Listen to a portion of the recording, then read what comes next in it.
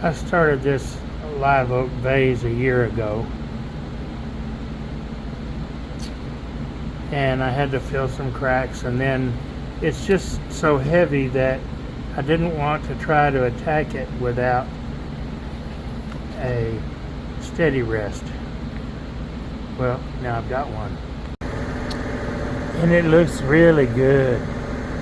I like it. So far so good.